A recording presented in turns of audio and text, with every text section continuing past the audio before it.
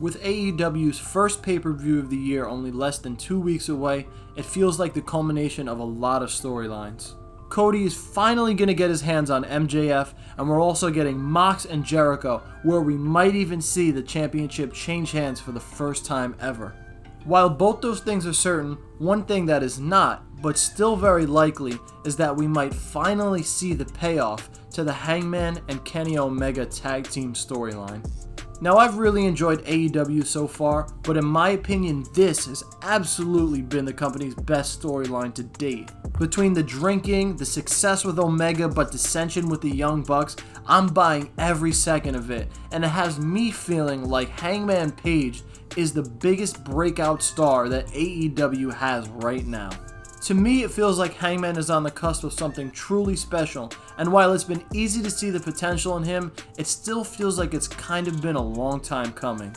And now looking back on it all as he's about to emerge, it really started in 2016. 2016 was famous for being the year that AJ Styles, Doc Gallows, and Carl Anderson all left New Japan and Ring of Honor to join WWE.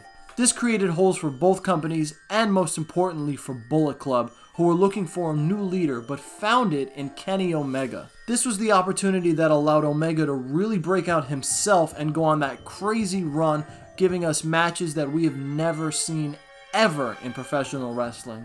But this wasn't enough for the Bullet Club, as they still had to address the departures of Gallows and Anderson, and they did that on May 8th when Adam Page officially joined the club.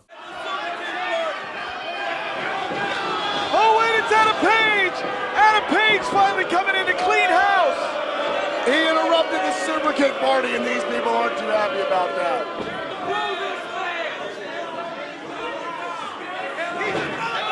Oh, wait a minute!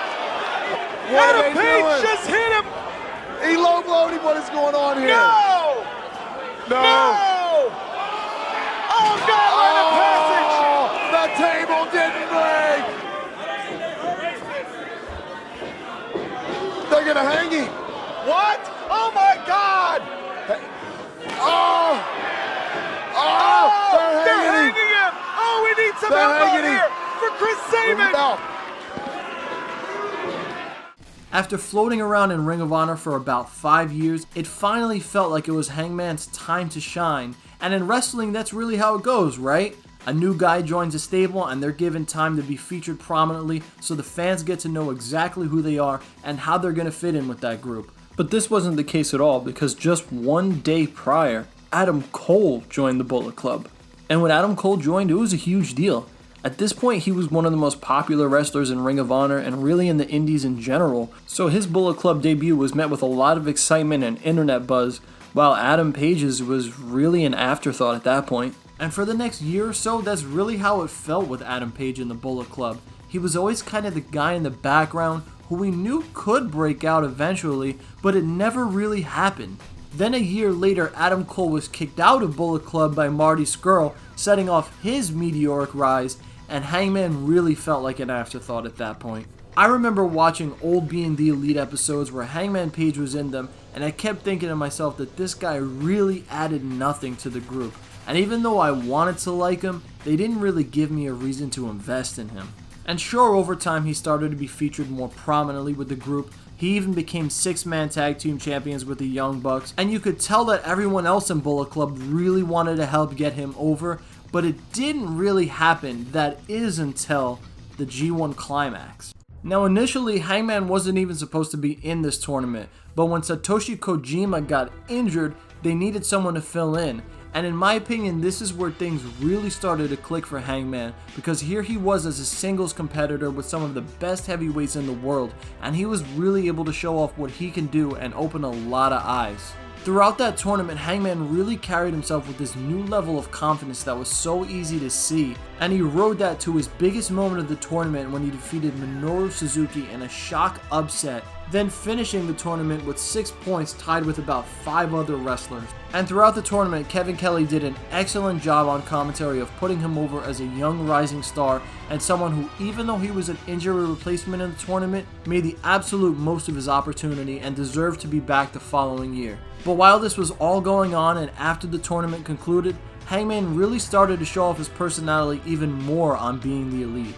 If you recall, this is actually the time where Hangman believed he killed Joey Ryan's character on Being the Elite, leading to some of the best episodes in the web series history. Even though some of the moments were really ridiculous, it was some of the funniest content they ever produced, and Hangman really knocked it out of the park by showing off his personality in a big way.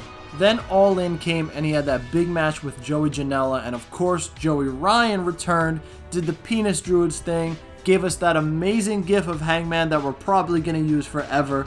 But it was during the Road to the Being the Elite web series that Cody was doing where he said something that really stood out to me. I get tired of actually talking about how great Hangman Page is because there's always an interview one week, whether it was Marty or the Bucks.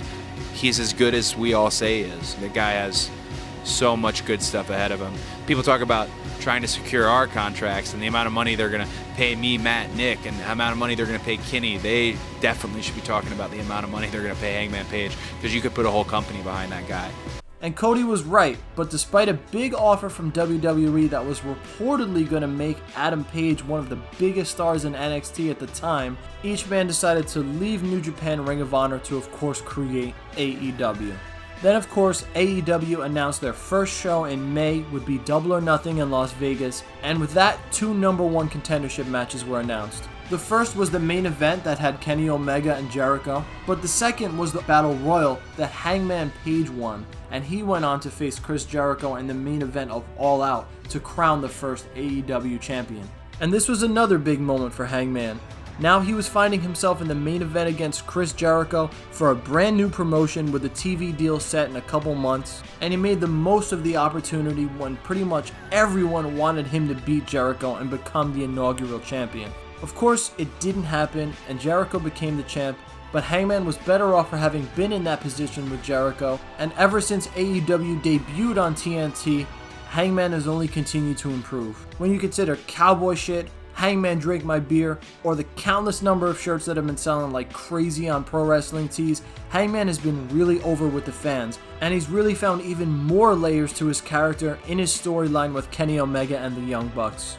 I love how this story is developing really slowly over time, as it's really allowing Hangman to show how he feels week to week. Hangman was brought into the Bullet Club by the Young Bucks, and they've all been really high on him ever since, so it wouldn't make sense for him to turn on them right away.